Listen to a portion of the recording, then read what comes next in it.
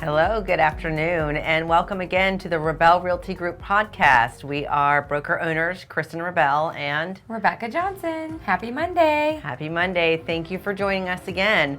Today is going to be a really special one, I would say, because we're two special girls, and we will be talking about the journey and the history and the story of us.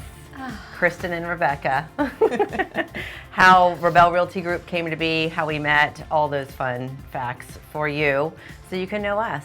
And we will be answering your questions online today instead of speaking out because we have a couple things we want to talk about us, of course.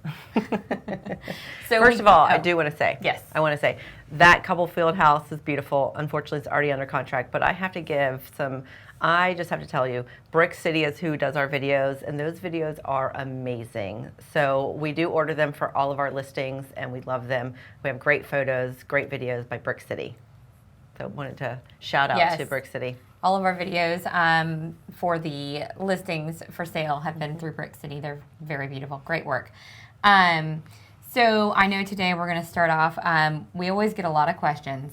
Are you guys a couple? How did you meet? Partners. Are you sisters?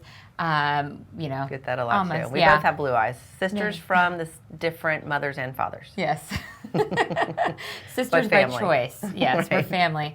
So what do they always say? Friends are the family you get to choose. Right. We are the chosen family. So, but anyway, so we figured we'd give a little rundown on the history of how we met. Oh, people always want to know what it's like to be on a team. Oh my God. What it's like to be on a team and how we got our start. So with that, we both got our start in real estate in 2006, but really Kristen got her start many years before that. I don't know if you want to talk about kind of the Rabell journey. So, right, the Rabell legacy, as many people like to say. So I'm a fourth generation broker.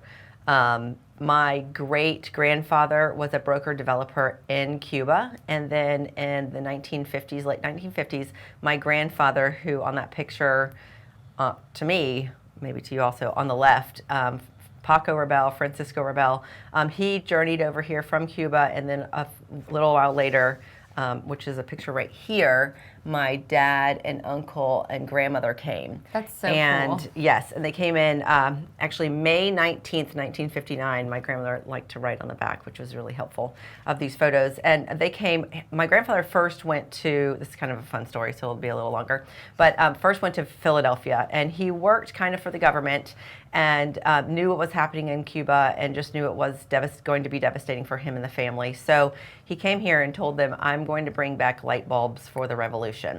And a few months later, my grandmother said, oh, we got to go. It's his birthday. Let's go. We're going to go to visit Paco in Florida, actually, in Miami, and we'll bring back more light bulbs for the revolution. And, of course, they flew in and never went back. Now, my grandfather Paco did go back a while later. I've been to Cuba. It's an amazing country.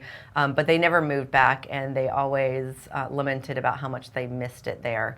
Not the current Cuba, not what it became, but what they remembered from it. So in the 70s, my father had been in the Army. He was over in Arizona or New Mexico.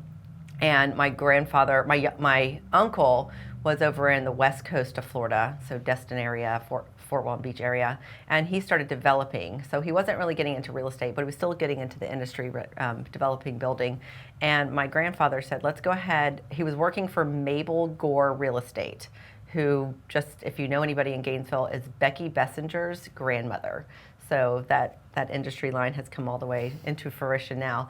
So again, long story short, short story longer. It doesn't have to be short. We can do this all day.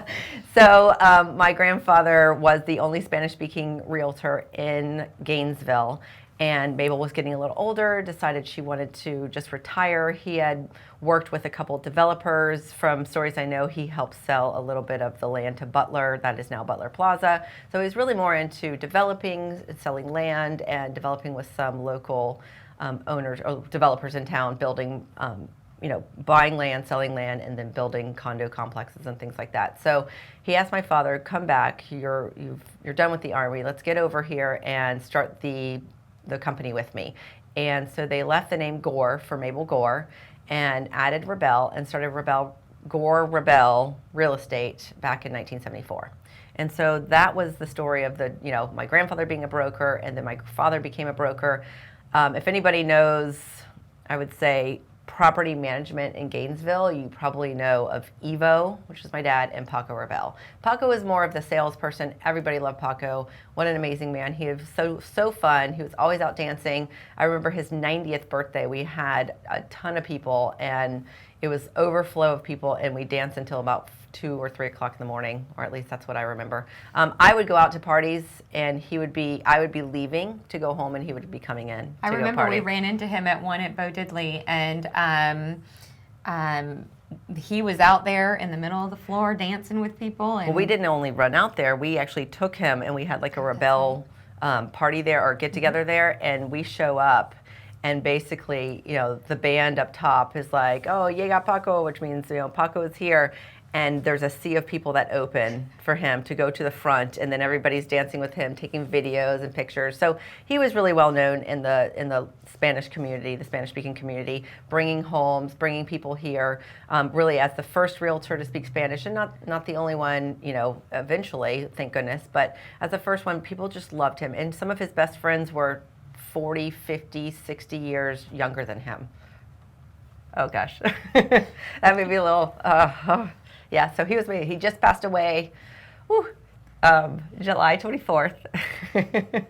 So that's why I get like this. But I actually never wanted to be a realtor. I saw my dad being the property manager, and property management is, that's the harder part of real estate. That is super difficult. That's the way you could lose your license. That's the way you might want to kill someone. No, I'm just kidding. Oh. But it is the tougher part of real estate. So I saw my grandfather having a really fun time, but he was, older and sort of out of the prime, and then my father working in his prime as a property manager. And I was like, I don't want to do that. That's how I saw real estate. But again, to continue my story, I moved to Puerto Rico, came back because I got really sick and found out that I had leukemia. And it was acute lymphoblastic leukemia, which meant all of my cells that would fight any sort of diseases or germs or anything were all cancerous. So I wouldn't fight anything. So I actually had a couple things that we had to tackle before tackling my leukemia. So after 2.5 years of chemo, well, actually during chemo, I actually ran a marathon. So it's not like I gave up or anything. Then I decided, well, let me go ahead and get my license. And that was the beginning, because 2004 was when I was diagnosed. 2006 was when I became a realtor. And instead of going to my dad's office at Gore Rabell, because it's mostly property management, I decided to start at Bosshart, where my cousin Henry Rabell was and still is, and his wife Linda. And I just sort of followed where they went.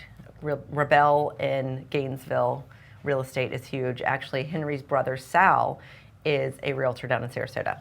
So we'll get to you soon, don't worry. I'm not worried about it. I enjoy your stories, and Paco always had great stories too. Yes. So I started around June, I would say, and you had already started in about May. April, May. Right. So I came after Rebecca. So why did you get into real estate, Rebecca? So I was a kid, and I just remember I used to sit in my grandparents' computer room. We had a computer room with, the old dial-up and all that. And I would pretend like I was writing contracts, and I'd tell my grandfather to come in and do that, sign this paperwork, and we're going to buy a house. So maybe I was really meant to be more of a real estate attorney. I don't know. But I always was doing that. And then I remember when my parents bought a house, we were moving back from Miami after Hurricane Andrew, and my sister Hannah was young, and I think my mom was pregnant with Samuel. And they loved this house it was 2 doors down from a different set of grandparents. Mm-hmm. And so I called the realtor, and I'm like, hi. How old were you when you called the realtor? My sister, let's see, so Samuel so I was probably like 13 or 14 years old. This is Eva, and so I called future her. Eva. I know, my daughter Eva is the same way. I just remember calling this lady, and I was like, hi, my name is Becky, because that's what I went as a child. I was like, that's out there now. Can I show your house to my parents? And she was like, honey, how old are you? And I was like, I can do it. I can open the door and let them in. And anyways, my parents bought the house, not through me, totally offended and holding that against you, Mom, if you're watching. But I just remember calling this lady and I'm like, what a neat career. I did not do that. I ended up going to school for something totally different. Took a job in a hotel up here at Gainesville to run, I started as doing their books and then basically became the manager. And a neighbor introduced me to Craig Wilburn, who runs Team Dynamo. Okay. And he told me, he's like, this is how you get, what you're looking to do is become a realtor. This is how you do it. And so I went and signed up for the courses and did the classes and took my test. In the meantime, I also met a different person in real estate named Ricky Buholtz. He was selling the hotel that I worked at. And I was like, wow, this is such an interesting job. There's so many different types of people. So took my test, got licensed, ended up at Bossart. So it was the universe was out there saying these two have got to meet somehow, some way. And so that's how I ended up at Bossart. Right. I was actually supposed to go to a different brokerage, and something occurred that in my mind I was like, nope, I'm going over here. Was it the same brokerage that we've talked about? That Probably. I almost went to? I think so. So Okay. we were destined to meet up at some point. It was just I do have to say, Yes. at Bossart, remember what they made me do, but not you, The because business plan. because they knew that I was a Rabell and in real estate. They made me write a business plan, which they never made any other realtor do that I know of to this day. yeah, I didn't have to. I showed up. I just remember showing up. I You have lung or breath in your lungs. You can breathe. Sure, sign up. No, for me, they were like, well, I don't know. You have We to don't write know us if a we business want plan. you. But you did your business plan, I did, and I the did. It was universe's really great. plan continued on. So I can't remember the exact day we met, but I know No. we met in the bullpen. Which they call the bullpen, where Yes. all the sort of newbies who don't have their own offices get to hang out and learn. We and started meet by with each other. calling out of the phone book. Yes, we did. Oh, that was terrifying. It was so terrible. Please don't answer. Please don't answer. Hi. These were our first pictures, by the way. I know. Boss Hurt brought a photographer in, and I mean, we had to pay for it, but brought the photographer in to take pictures for us there. Yeah. We had to Those dig were deep wonderful. in the archives See, my to hair's find this growing stuff. back from actually the chemo bald, so that's why I had that short hair. So basically, in real estate, they do what they call a caravan, which is where on Tuesdays, tour. after the sales meeting, right, we all would get in the car and ride around together. And at some point, we decided we really enjoyed hanging out together. She's hilarious. I'm hilarious, at least to each other. And then the market was also transitioning and changing. 2006 was very hard for the realtors who had been around. Yep. They were used to making a lot of money, sticking a sign in, and while they're sticking the sign in, like 5 contracts being thrown at them. I love practically. hearing stories. People would tell us stories of like the tires would screech in the street and people Or would that be from that jumping seller out we and they had. were writing contracts on the hoods of cars. You just had the contracts in your car. You had 10 of them, up to 10 of them, just to write it. So of course, when I started, I was like, I'm going to put some contracts in my car because this is how it must work.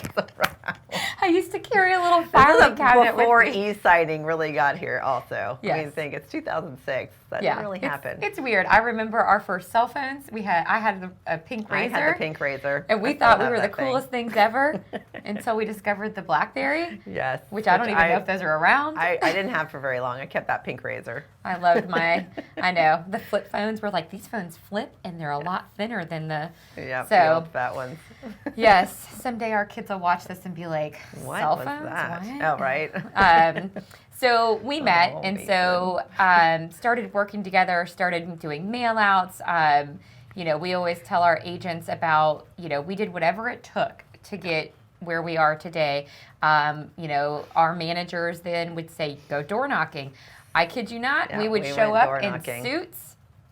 Suits. The suit nation. Yeah, they were dresses, of course, like, Oh, yeah, skirt we had the ones, little but- skirts. They yeah, were we from weren't wearing Dillard's. They pants were or really anything, cute. but we were out in the middle of summer knocking on spring tree doors. That's how we got one of our first listings together.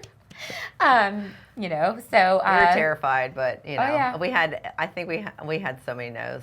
So Yes. many people tossing us out, telling us no, go away. now I angry am people. excited when people tell me no. I'm like, well, why not? I think the more you get the no's, I remember we tried to work with the for sale by owners. We did that also, where we'd call them, meet with them, and I remember it was hundreds of no's, and the first time somebody said yes, it was the Lynx, it was that old man, and we were like, what?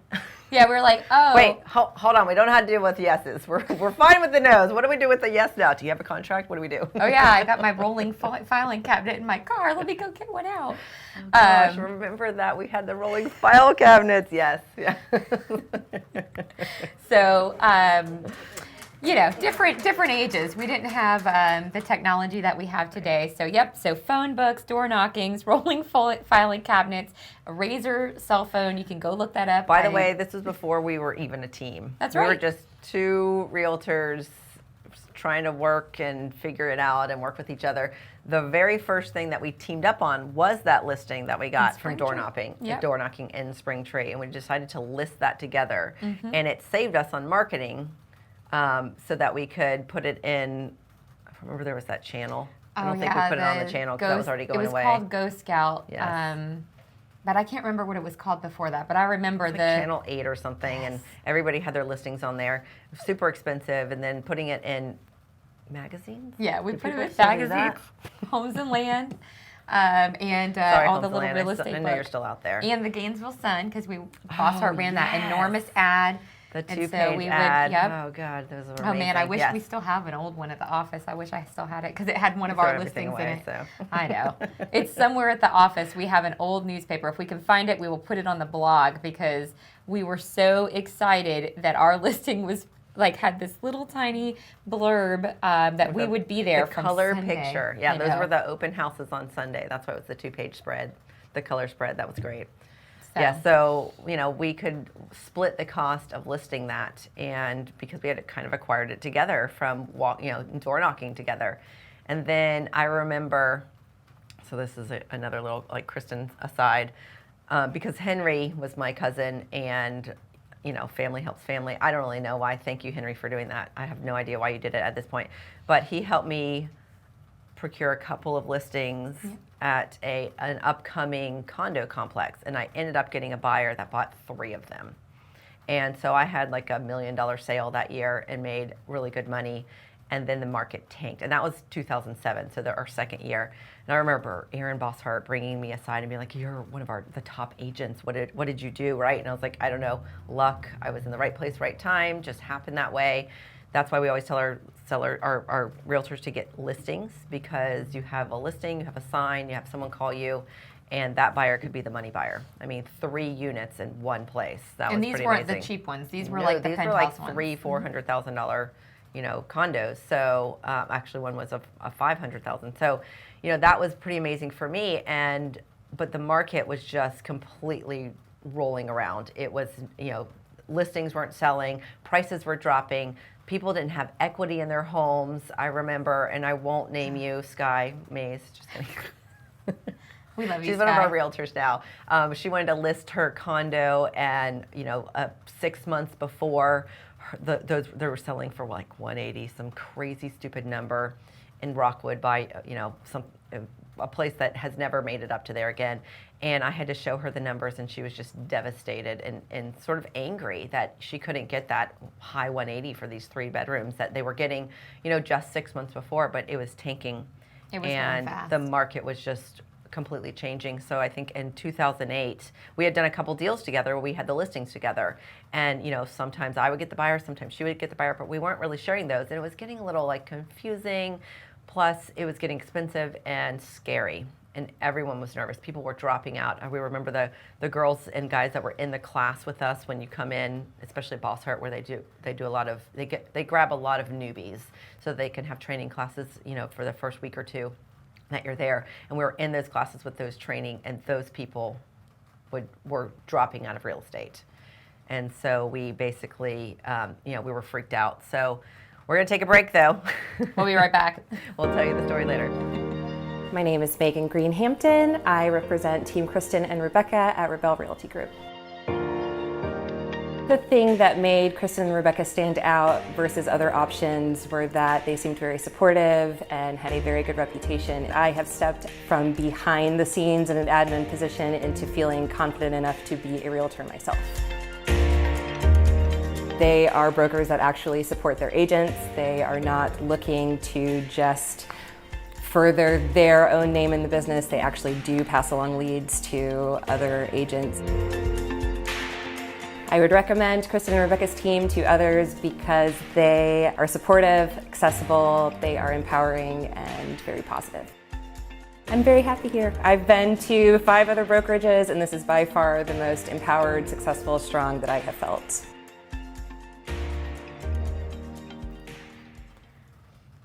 All right, so welcome back. Welcome and, back. Thanks for we're joining gonna in again. pick up where we left off. Basically, it's 2008. We're seeing the market tank, and the two of us decide we're going to team up.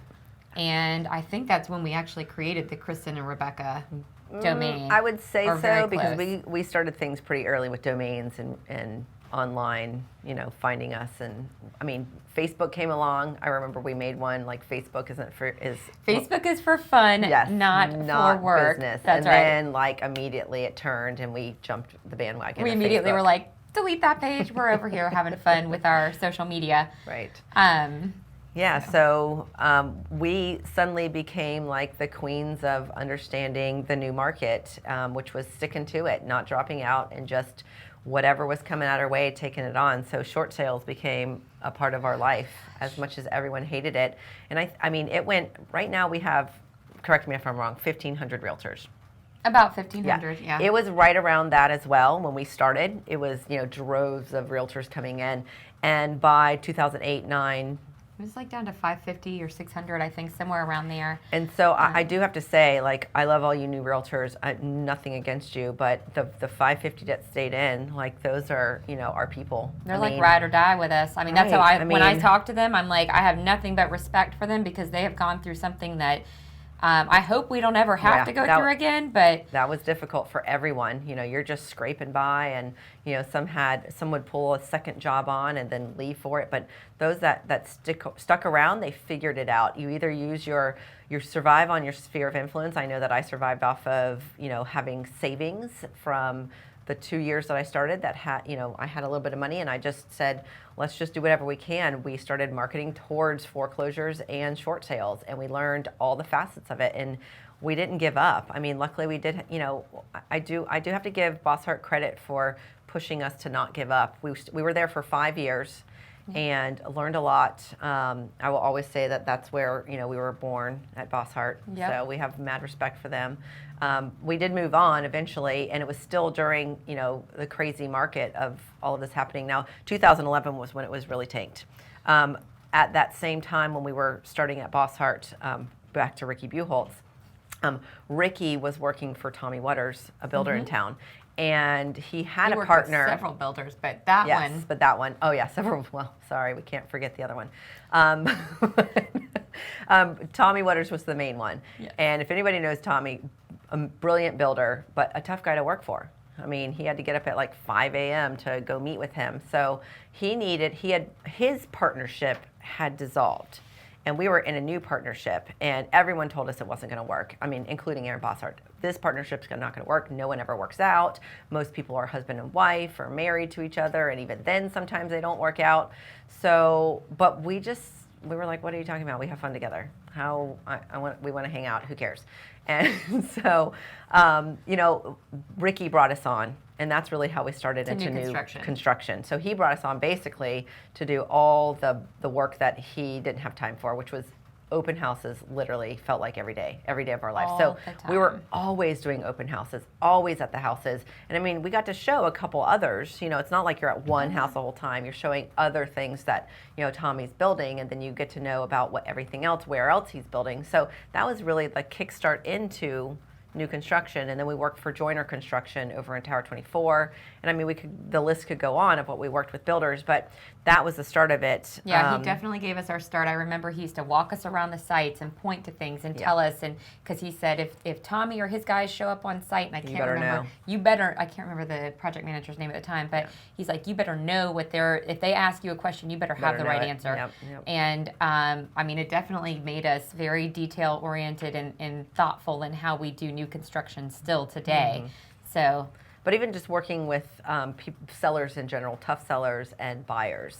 We got to be in front of a lot of people who were buyers or not buyers. I mean, we would take them, if we knew that they weren't buying in there because it was too expensive for them, because I was at Arbor Greens, then we would take them to other neighborhoods. And I remember we got a lot of buyers and sellers off of that, and that was great. I would never count out open houses, and sometimes they were dead. I mean, there were times when it was freezing cold and we would sit in the garage because it was open and freezing cold, and didn't you pass out one time? I fell asleep. I was so cold and so bored. There was not internet at the houses. It was terrible. Right, and it was nothing. So there are days where you have no one come by, and then there are days that you have 50 people come by, and you're trying to run around and talk to all of them, and you're trying to show them not just that house but other houses. So you learn a lot. You learn how to manage all of that and how to talk to them. So that was a great learning experience. So basically, thank you, Boss Art, for the first 5.5 years in real estate. But during those 5.5 years, we had some big changes. We had a wedding. Mm-hmm. I think we both had a baby. Mm-hmm. Little Eva and Mason came along, which I will tell you, nothing does better for your online social media marketing like a child. Little Mason, yes, we use them. Sorry, shamelessly. Kiddos. Shamelessly, yes, we use them for marketing. We love them. They're just part of your life, and I mean, there they are. Eva and I were out showing property. She's about 18 months there. She was in my Ergo in the reverse style. Mason at the office. We have tons of these pictures. Yes, and what it did was, in these times, and there's Thomas. He came along when we went to the next adventure. What it did was, it actually helped us connect with our customers more. And it's so interesting to see people that have known us in real estate for all these years, because they feel like they know the kids, because the kids were always in the office. They were always with us. They would come on showings. And that's one thing I love about real estate, is that it's very, you're able to work your family life into it. Our office. And that made it really nice. The fact that we could take them with us, and whether it was in the Ergos or whatever different styles we had, and when they got to the toddler stage, you could bring them in. I mean, there were some stages where they couldn't come in, if they're hungry or tired, but real estate allowed us to be with our families, our kids, and still work. And most of the customers really loved that we brought them along, because they had kids also, and so they understood. And so sometimes we were there with they were there with the kids, and our kids would play together while they're looking at houses, and it gave their kid a distraction. So it was really, really helpful. It was good for us. Oh, there's the wedding. There's the wedding that occurred. So a lot of people ask, Kristen and Rebecca, are you married? No, we're business partners. I am married to a woman, that is Susan, who is actually a realtor with us as well. A lot of people know Susan. She's probably one of the funniest, dirtiest people we know. She's a Gainesville girl. My dad and her dad actually worked together for many years. My dad was her dad's landlord, and her dad fixed all the cars I wrecked. You can laugh at that because everybody knows. Yes, it's funny. So we ended up leaving Boss Art, which I think was a very important thing. It had to happen, and even though it was sad to leave, and we did the best we could to leave on a good note with them, and we did. I think it was important, because basically in the 9 months that we left, our business doubled. Yep. And it showed us that it wasn't necessarily, where we were, but it was what we were doing that was working. Right. And so it was really important to us. And that was just a short 9-month stint. And it was great, and we were fine there, but we actually moved on to a different brokerage, to a startup, which I actually think we learned a lot from was there. really important, because we got to watch how they started up.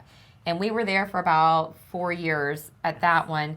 Yes. In that time, I had Thomas, so we had another real estate baby to shamelessly market. We brought on our very first ever assistant, because we did everything. The two of us did everything. I don't know how. When I look back, no clue. Everything. Should we have started earlier? Probably, but we didn't. After 10 years, we brought on our first assistant, and he had family in real estate, so he kind of had knowledge about real estate. And then he didn't work out with us, and we brought on Cindel, who is our Cinderella. She is. We don't have a title for her because she's a little bit of everything. Girl. She's the everything. Yep. So she's our Cinderella. She became our assistant. helped us open Rabell Realty Group. It was the three of us, and then we brought a couple of realtors on. Yep. And those were our first couple of realtors. As you could tell by the pictures, we're a fun, zany group of agents that like to get together and do things. Oh yes, I remember this. The ugly sweater. I know, our ugly sweater Christmas cards. So Rabell, for us, or for me at least, I feel like it started out of a need. We had reached a point as realtors where it was, what's next? And it was either create a mega team or open a brokerage. And some events occurred, and she and I we were already working in the Village Center, walked to lunch, and passed a building that we both loved. Absolutely, always loved. Would talk about it. It would shop there just because we loved it. And when we worked across the street items. at Bosshart. So we used to talk about the building, go over there, and so we were walking to lunch, and there was a for lease sign. And so I was like, let's call is them. this the sign for us? It was literally a sign that it was time. For lease sign probably was up there, but it was first time we ever really laid eyes on it. And that's sort of like caused us to really think about it and what do we want to do? Do we want to do that mega team? Which in Alachua County, mega teams were not really big. It was really Craig Wilburn, Team Dynamo, and that's about it. So it was kind of frowned upon, to do a big team. And so we just said, well, let's just do a brokerage. We've got this spot right here, the spot that we've always loved, and talked about for years, and there it was for us. So yeah. So we actually fought it. So we went and looked at the building. We talked to the guy. This was like back in September, and and we tried to talk ourselves out of it. And then we went on a trip, and we said, if this building is still available, and we were coming back, and it was like November. This. I know. I was like, if we can't talk ourselves out of it and it's still there, then it's just meant to be. And I kid you not, that thing was still there. Yep. Zero other interest in it. And we said, we'll sign the lease, but we want to start renovating it before we, move in or take over. It was pretty rough. So it was terrible. We wanted to put some nice flooring in, repaint, tear down some walls, we put up some doors. Yeah. We did a whole number on that. That picture is actually the kids in the middle of the night helping Troy and I put some furniture together. Middle of the night doing certain things to get it going. Like the whole kitchen renovation, everything. The bathroom renovation, everything. It was basically taken down to studs almost. It was just in rough shape. And now it is what it is today. And continues. We call it the cutest corner in Hale. Yes, because it is. But we love marketing and listings and selling homes so much that we often joke that we're a marketing company cleverly disguised as a real estate company. And so obviously we enjoy beautiful things. So we had this office done. And immediately before we opened, tell that story. Yep. We had, I was going to say, I'll tell that one too, about the building. But immediately, even before we opened, we had people approaching us asking to become realtors, how to become realtors. Yes. So our first realtor was technically Angela, and then Lacey and so on as we grew. Yeah, our two first girls. I would say our first 4 months were really rough. We had multiple other brokers come in and ask to purchase not even to purchase us. They just wanted us to sign on and actually let people use our building. And have our location and our business, but not actually compensate. So that didn't really make sense. Yeah, so we didn't do really that. Fun It was interesting. I think that was like day 60. The next thing that happened was we ended up having to buy the building. Yes. Luckily, we did use a commercial realtor, not ourselves, who helped us come up with these terms, and that was very smart. And it was, if anybody made an offer, we just had to match it. Yep. And luckily, the seller, really liked us and knew that we had heart for this and loved it, and we were making a good decision. So when these people who had never made an offer on it, when it was, because that for lease sign also said for sale. Yes. And we weren't, we actually wanted to buy it at first. Yeah, but we were told to wait a year. But we were told to wait a year and to, write in these terms that we're talking about. And we fixed this up. I mean, I remember people would walk by and ask if we were a Mac store because we were so chic looking, and we all have Macs and we love Macs. And, we had so many compliments on how gorgeous it was. And so the fact that this other person came in and made a full price offer, I think the seller seemed really offended. Like, why didn't you make me a full price offer before, or an offer at all? And now these girls have there's so much into it. Oh yeah, we had spent a fortune renovating it. Yes. And then of course all the blood, sweat, and tears of building furniture and all of that. Yeah, I mean, if you've ever been to the office, we have a literal 5 foot by 10 Yes. foot table That we had that was made for that handmade window, and it up had to be in carried. Pensacola. I mean, sorry, shoot. Illinois. It was in Illinois. Yes. And they brought it down for us. They brought it all the way down for us. Now, they lived in High Springs, but they had to go all the way up there to build it and bring it back down. Yep. And we have 4 or 5 pieces from them that Yeah. they built for us. But this is a special table. I mean, this was huge. It was and designed heavy. for that window, and you had to carry it in one piece. And my Troy had to squat down and walk I remember through the door. my stepbrother Gus coming Yep. and helping. Yeah. It was something. So we had a quick, a very interesting, really 4 months when we started. Your dad had also had his stroke at Yes. the time. He was actually our broker while we were going and getting our licensing, and I was in the licensing class and he had a stroke, and that was devastating. He almost died, and we rushed him to the hospital, and that man's a trooper because he came back. I mean, he's not full throttle like he was before, but he came back, super strong. And everyone was impressed. He worked out all the time to get his arms and legs and voice working again, his mouth working so he could talk again. And I have so much respect for him for doing that, because I don't know if he's 100% the person that says it's mind over matter. No matter, if you think you can do it, you can. If you think you can't do it, you can't. It is, that's how it is. And he's always told me it's all in your head. That's where it is. Get it out of your head, or put all positive in your head, and life will be positive. And he did that after that stroke. He went into rehab, and I remember they were telling him, it's not your turn to work out, to work your leg work or your arm work. And he would say, I have to do it anyways. And so, he just did whatever he could. There was some weird thing with insurance where they didn't give him enough arm work. So he actually went out and bought the program, or, the electrical program that they had. He bought it himself so he could do it himself. Incredible. So he wanted to get better, and he's back to walking, fairly normal, and talking fairly normal. I mean, it's Evo, if y'all know Evo. We love you, Evo. We love you. And I'm so proud of you, Dad. So happy you're still here. So, we just had a rough grown. start. Rough start. Everything that we did end up buying, like you said, the building. we bought the building, and we were a little, that was a little roughed up about that, but we've since forgiven. We've made it all happen, and just keep pushing and growing and getting agents and training agents. And we were approached to open in Tampa. I remember we were in the Bahamas, and we started making, actually let me rephrase that, the Everything Girl Sindel started making that happen. And Kristen and Rebecca from the beach started, yes. She's coming up on her 5-year anniversary with us, October 5th.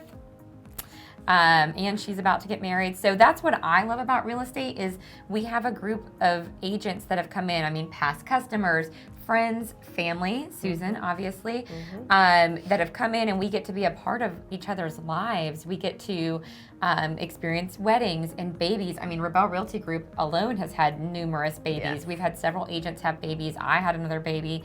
You make great friends, and it's really like almost like a club or a life, real estate is a lifestyle. They'll never let anybody tell you differently. If you're an agent, that life. You're never really off what you are doing. You're always thinking about real estate. You're always in the industry. Shoot, you send stuff back from Savannah. I take pictures in Scotland. Look how they're doing real estate here. You're constantly learning how other, in other areas, what they're doing, so you can bring it back and maybe, boost yourself up and, bring in something different and unique and lively into your market.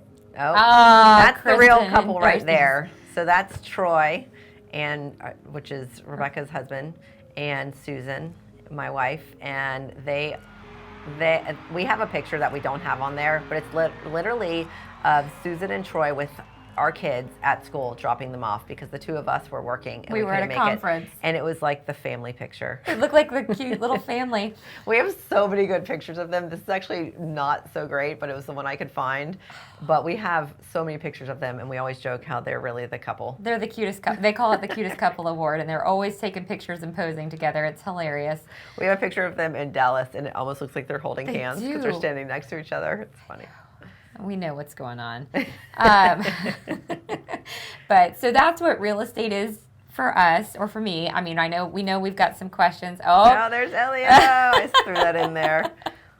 That's us at Orange Theory. So And Elio is the one who produces this for us. Yes. Woo! He brings us the fiesta all the time. Yes, he does. I met him through Paco, being Cuban, and have created a friendship to where it's a business friendship and a friendship. But he offered this opportunity to us to create these Facebook Lives, podcasts as we call them, and to do this weekly. And he sort of pushed us into it because we didn't want to do it weekly, but so far it's been fun and a great little ride for us. And we love it that you're following us, that you're asking questions, that you're watching this after the fact, that you're sharing it. We really appreciate that you're here to hear our story. And and everybody should be jealous of him because we've had people after us to sit down and put our story together in magazines and on video, and we just have never agreed to do it. So here we are doing it today. So what he was persistent, yes, and friendly and kind and exciting. Excitable. It was exciting. He had passion for it, and he was persistent with that passion. And I think that's what you have to do to make a change and to make it in your business, whatever you do, but definitely real estate and sales and marketing. So now you know a lot about Kristen and Rebecca, and there's so much more. We've only scratched the surface, but and you'll get to know us through the podcast. But we thought it would be fun to answer some of the commonly asked questions that we get. If you've got questions out there, we will jump on and answer them after the show, and we'll put some pictures in the blog. Michelle, don't let us forget. We need this picture of Kristen's family coming off of the airplane over here. So up on the blog. So let's get together on Facebook, Instagram, TikTok, or you can always email us comments below. And then next week we'll return to our regular show with your market report and talking about more real estate items. All right. Well, thank you. This was fun. Thanks we for appreciate tuning you in. tuning in. Bye.